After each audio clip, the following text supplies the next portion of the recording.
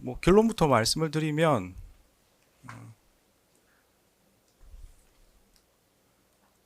그 기존 기일에 있었던 재판 과정에서 이제 감치 재판이 있었는데 관련된 감치 결정은 집행할 예정입니다.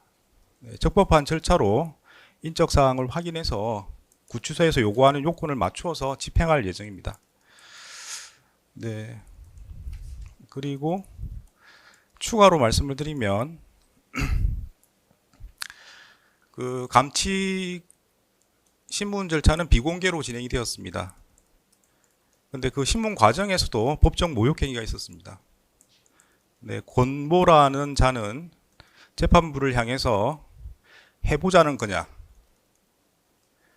공수처에서 봅시다, 이렇게 진술을 했습니다.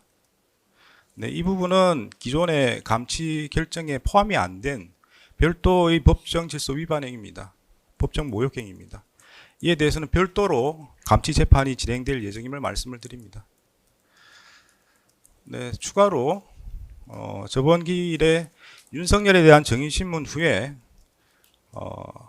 방청석에 있던 사람 중에 한 명이 윤석열이 퇴정할 즈음에 윤석열을 지지한다는 구호를 외치고 법정 밖으로 나간 사실이 있습니다.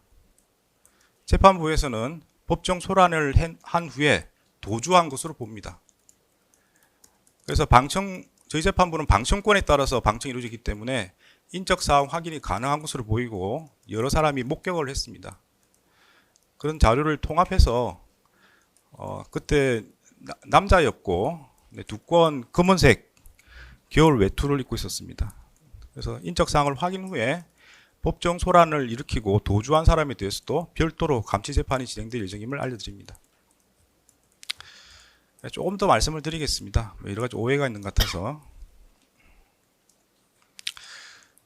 그 형사소송 절차를 쭉 보시면은 헌법상에 보장되어 있는 진술 거부권의 행사를 염두에 두고 절차 진행이 가능하도록 규정들이 있습니다.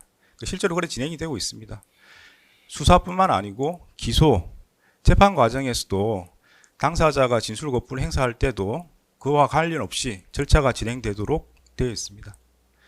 유독 형 집행에서 개인의 이름과 주민등록번호를 요구한다는 것이 적절한지 한번 검토해 보실 필요가 있을 것 같습니다. 그리고 법원은 개인정보보호법을 충실하게 이행하고 있습니다. 재판부에서도 그 관련 자료를 알 수 있는 방법은 어떤 절차를 거쳐야만 알 수 있는 것이지 함부로 알 수가 없습니다.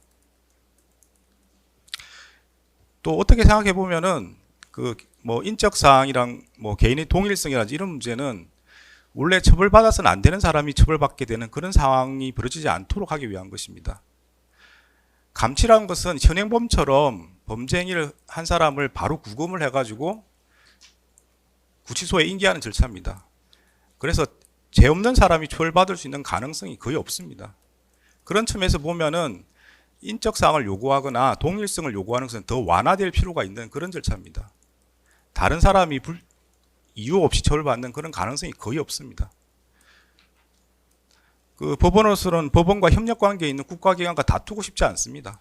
이 사건의 책임이 누구에게 있는지 그걸 논의하는 게 중요한 게 아니고 다시는 이런 일이 벌어지지 않도록 제도 보완이 필요하다는 걸 말씀을 드립니다. 그 점에 대해서는 법무부나 서울구치소에서도 말씀을 하신 걸로 알고 있습니다. 제도 보완이 필요하다고 하면 신속하게 제도 보완이 돼서 다시는 이런 일이 없도록 하는 게 중요하다고 생각합니다.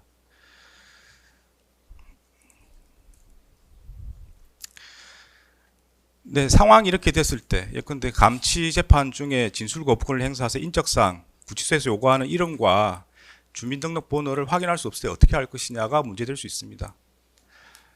제가 여러 차례 말씀드린 것처럼 법정 질서 유지는 재판부의 의무입니다. 모든 권한을 행사할 겁니다.